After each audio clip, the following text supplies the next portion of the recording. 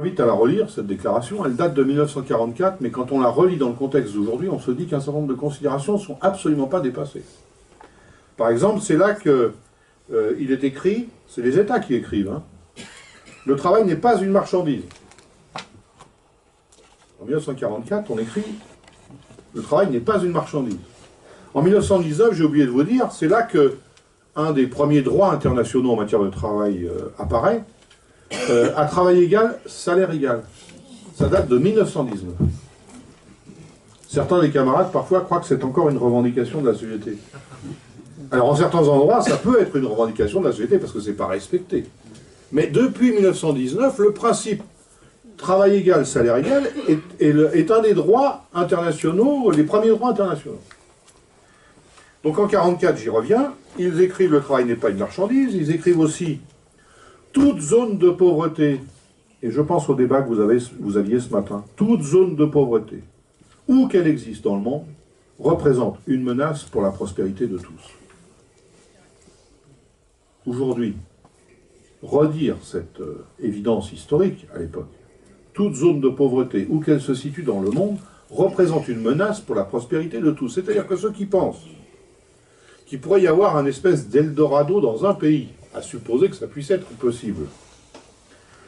Même si partout ailleurs, alors que partout ailleurs, ça part en vrille, du point de vue des droits, de la précarité, de la pauvreté, et qu'on vivrait protégé quelque part, alors protégé peut-être avec des murs, des barrières, des grillages, que sais-je, est une douce illusion.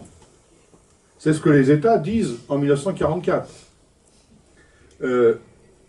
Pourquoi ils disent ça en 1944 ? Parce que l'analyse qu'ils font, c'est que la crise économique et sociale qu'elle provoque en 1930 est la base sociale à partir de laquelle les théories politiques, racistes, xénophobes, qui ont donné lieu à l'émergence puis au développement de l'extrême droite et du nazisme en Allemagne, c'est comme ça qu'il faut analyser les faits. C'est la pauvreté et la précarité qui a provoqué ce genre de phénomène. Alors, ça s'appellera peut-être pas tout à fait avec les mêmes termes, mais on a quand même, chers camarades, au plan mondial, aujourd'hui, plusieurs terreaux qui représentent autant de zones d'alerte de ce point de vue-là. C'est pour ça que je dis que cette phrase, elle est toujours d'actualité. Toute zone de pauvreté dans le monde représente une menace pour la prospérité de tous. C'est à la fois un enseignement historique dont les responsables politiques feraient bien de s'inspirer aujourd'hui, alors qu'ils semblent ignorer cette histoire. Et enfin, juste une troisième phrase, mais encore une fois, vous aurez le texte in extenso dans le bouquin. Les États écrivent « Il faut consacrer la primauté des droits sociaux et humains sur les considérations économiques et financières. » Vous avouerez, on fait exactement l'inverse aujourd'hui. On nous explique l'inverse. On nous explique exactement l'inverse. C'est à partir de la situation économique et financière qu'on peut envisager ce qu'on peut faire du point de vue des droits sociaux et des droits humains. L'histoire aussi nous enseigne l'inverse. C'est à partir de cette approche, d'ailleurs, que la sécurité sociale en France a été créée. Parce que si les créateurs, les inspirateurs de la Sécu avaient raisonné comme les décideurs d'aujourd'hui, jamais ils auraient imaginé la sécurité sociale. Ce qu'on entend aujourd'hui, dès qu'on imagine un dispositif, quoi qu'on pense de la justesse de tel ou tel dispositif, immédiatement, le commentaire qui vient, c'est « c'est pas possible financièrement » ou « c'est pas possible économiquement ». Mais ceux qui ont réfléchi à concevoir un dispositif à partir des considérations sociales et humaines, autrement dit, il faut sortir les travailleurs de la précarité liée aux menaces de la maladie. Il faut donc imaginer un dispositif, quand les travailleurs sont malades, qu'ils puissent quand même avoir des ressources. Parce que le salaire pour un travailleur, c'est son seul moyen d'existence pour vivre, pour faire vivre sa famille. Donc, il faut réfléchir à un dispositif où les travailleurs ne sont pas sous la menace de la maladie au prix de leur précarité inhérente à cette absence du travail. D'où l'assurance maladie. Il faut en finir avec cette période, disent-ils à l'époque, où les travailleurs arrêtent de travailler la veille de leur mort. C'était ça, avant le droit à la retraite. Et donc, il faut imaginer un dispositif où les travailleurs, après une carrière professionnelle, auront le droit à une période de repos avant, même si l'espérance de vie était bien inférieure à celle que l'on connaît aujourd'hui. C'était ça la vision. Tout ça pour dire que s'il n'avait... Et après, on discute des modalités pour réunir les moyens financiers. Après, il faut effectivement négocier comment on fait, quelles cotisations, où est-ce qu'on prend de l'argent, etc. Mais donc, c'était bien la primauté des aspects humains et sociaux sur les considérations économiques et financières. Or, aujourd'hui, on s'en éloigne, et c'est la raison pour laquelle... Alors, je vais accélérer parce que il faut qu'on ait le temps d'échanger. On montre dans le bouquin comment se fait-il qu'on en est là, puisqu'il y a des conventions internationales du travail, que tous les pays sont censés respecter, mais je vous ai dit que le dispositif, la mécanique faisait que les pays... Il y avait ceux qui disaient, ben, moi je m'engage à appliquer, puis il y a ceux qui disent, Polop, je n'applique pas. On a publié d'ailleurs le tableau des pays du G20, c'est-à-dire, vous savez, ces pays les plus riches du monde, qui réunissent à eux seuls 85% de la richesse qui est produite dans le monde. Alors quand on dit 20 pays, c'est en fait 19 pays plus l'Union européenne, parce que l'Union européenne apparaît comme une entité économique dans ce G20. On a donc fait figurer le tableau des ratifications pour chacun des membres de ce G20. Et ben on s'aperçoit que les pays les plus riches ne sont pas les pays modèles en matière de respect des droits sociaux. Ça n'est peut-être qu'une confirmation pour nous, mais c'est important de le relever. Parce qu'en même temps, ces pays du G20, ce sont eux qui forment le G20 par définition, qui se réunissent régulièrement, vous entendez régulièrement parler, et qui décident de ce qui est bon ou pas bon pour l'ensemble de l'humanité. Au motif que ce sont les pays les plus riches, qui dictent en quelque sorte la conduite à tenir. Or, ils sont loin d'être des modèles du point de vue du respect des droits, y compris sur les droits fondamentaux. De ce point de vue-là, le dernier pays, c'est pas pour faire une fixette sur les États-Unis, même si on a de plus en plus de raisons d'en faire une fixette quand même, parce que, mais bon. Le dernier pays du G20, c'est les États-Unis. Les États-Unis ont signé moins de conventions fondamentales du travail que la Chine, par exemple. C'est surprenant. Si on faisait un micro-trottoir, je ne suis pas sûr que, à la question de savoir, d'après vous, où les droits fondamentaux des travailleurs sont le plus respectés. Alors ça ne veut pas dire que quand un pays ratifie un texte que pour autant, en pratique, hein, on est d'accord. Mais, officiellement, la Chine a ratifié plus de textes internationaux sur le droit du travail que les États-Unis. C'est quand même... et il y a peu de gens qui ont ça en repère. Donc, pourquoi on en est là? C'est qu'à côté, on a renforcé le pouvoir d'un certain nombre d'institutions qui ne sont pas... qui ont beaucoup moins de légitimité, parce qu'en 1944, avec l'adoption de la déclaration dite de Philadelphie que j'évoquais, l'OIT devient Agence des Nations Unies. L'Organisation internationale du travail est l'agence spécialisée des Nations Unies en matière de droit du travail à l'échelle du monde. Vous connaissez d'autres agences des Nations Unies, l'OMS, c'est l'agence spécialisée de l'ONU en matière de santé. Il y en a une trentaine d'agences. Bon. C'est vrai qu'on parle plus de l'OMS, et moi j'ai rien contre le fait qu'on parle de l'OMS, mais l'OIT, vous entendez très rarement parler, par contre. Hein, c'est tout juste si on sait que ça existe quelque part. Quand on parle de l'ONU et de ses agences, on parle rarement de l'Organisation internationale du travail. Pourtant, donc d'un point de vue de légitimité, si vous voulez, l'OIT est incontestable. Elle a la légitimité, c'est l'outil mondial dont se sont dotés les États pour traiter les questions sociales. Mais à côté de ça, on a créé d'autres institutions. Les États ont créé d'autres institutions. Le FMI, la Banque mondiale, le G20, j'en ai parlé, l'OMC, même si c'est une structure qui n'est pas une structure étatique, c'est une structure privée, mais l'OMC, elle, c'est l'Organisation mondiale du commerce. Et on fait le parallèle, là aussi pour donner des clés de compréhension, on fait le parallèle pour faire le deux poids deux mesures. J'essaye de m'expliquer rapidement.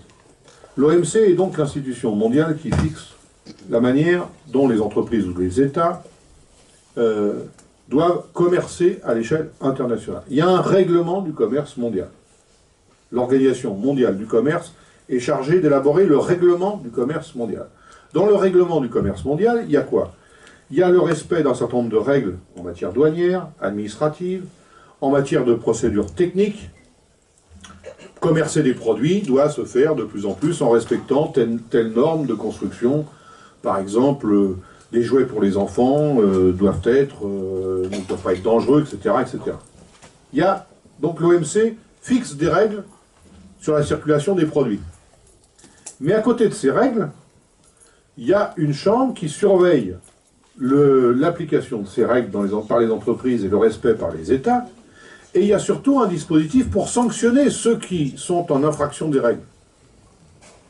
Alors que pour ce qui est des normes internationales du travail, il n'y a pas de sanction pour ceux qui ne respectent pas les règles. Donc on fait déjà un parallèle. Et puis on met en évidence des aberrations. J'évoque les règles du commerce. Aujourd'hui, par exemple, dans les règles que doivent respecter les entreprises et les États, il y a de plus en plus de règles qui se soucient du sort fait aux animaux. J'entendais ce matin qu'il y avait un camarade des abattoirs.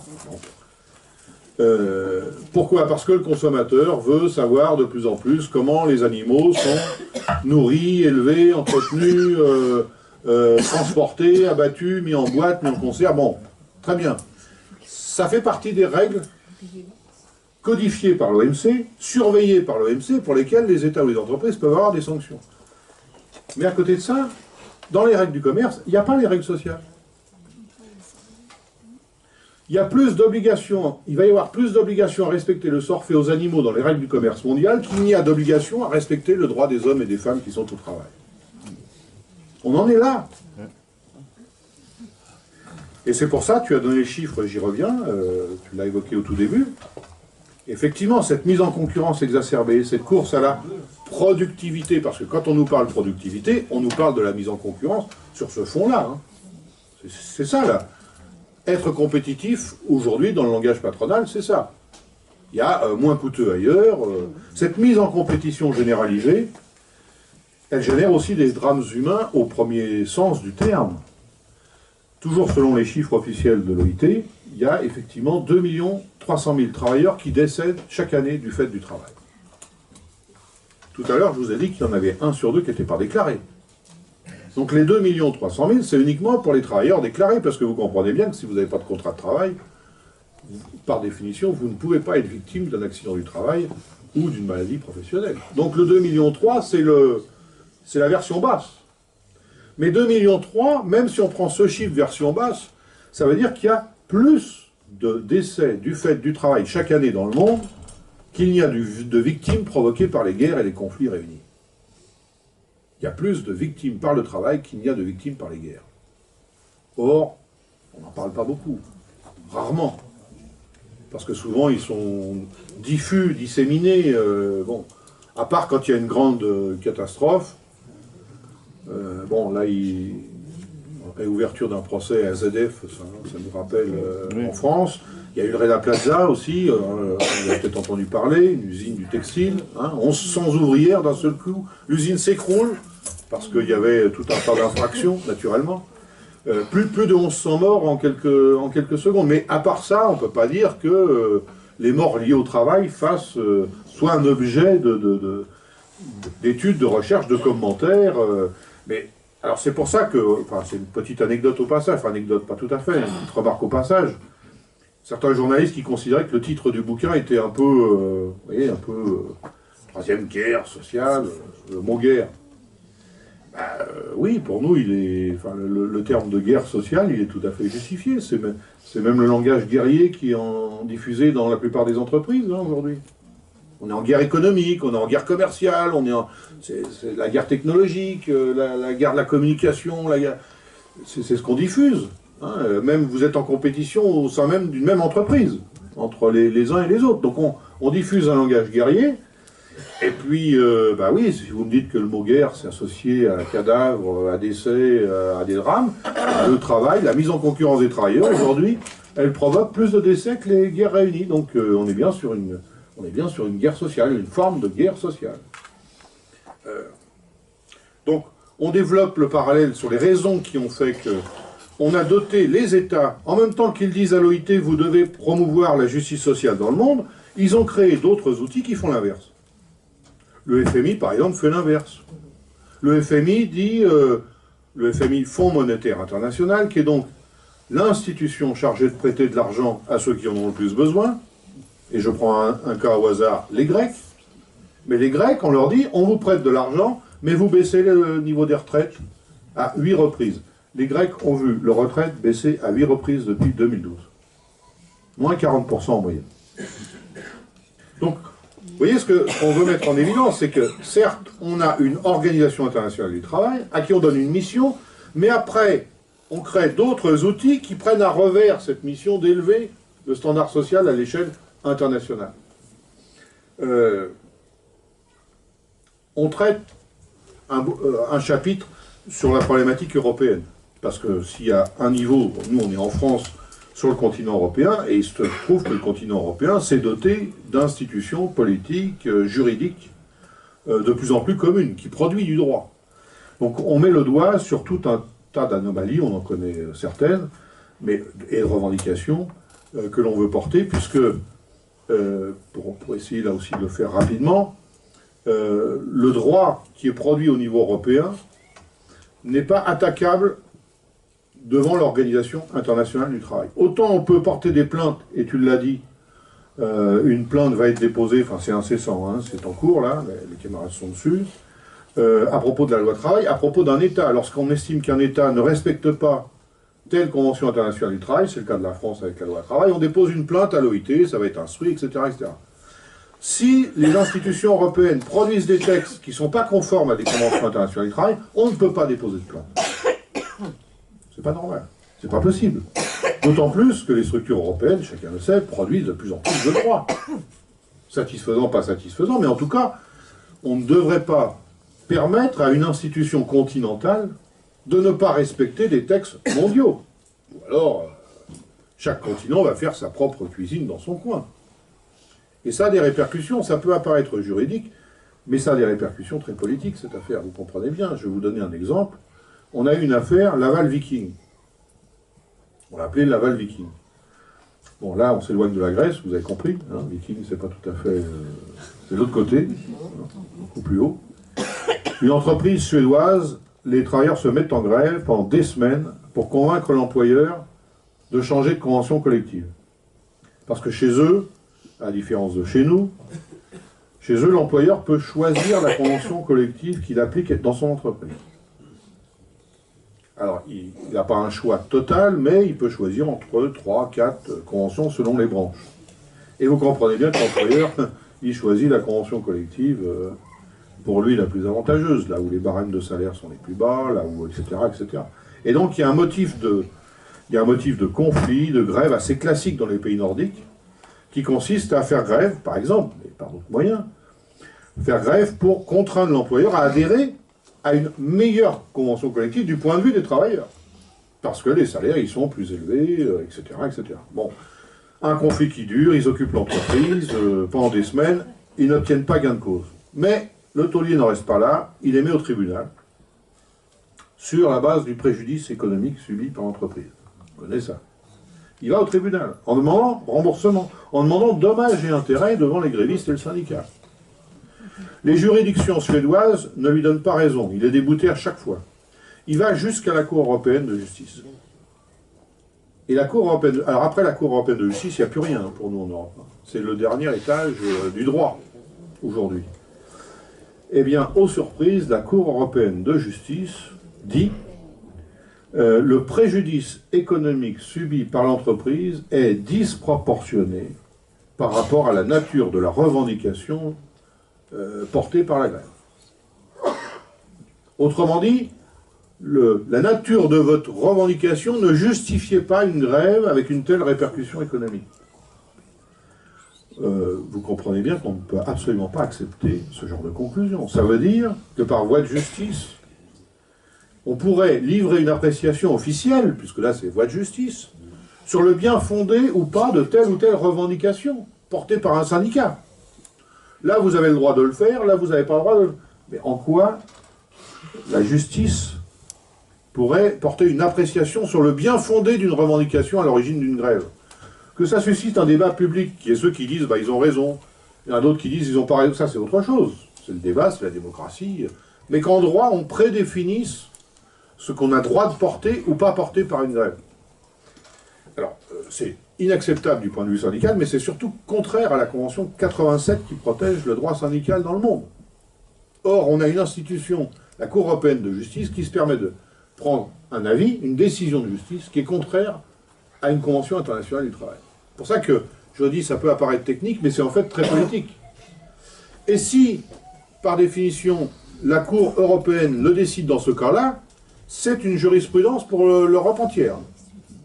Donc, ne nous considérons pas comme protégés à cet égard. Donc, il y a un chapitre sur l'Europe.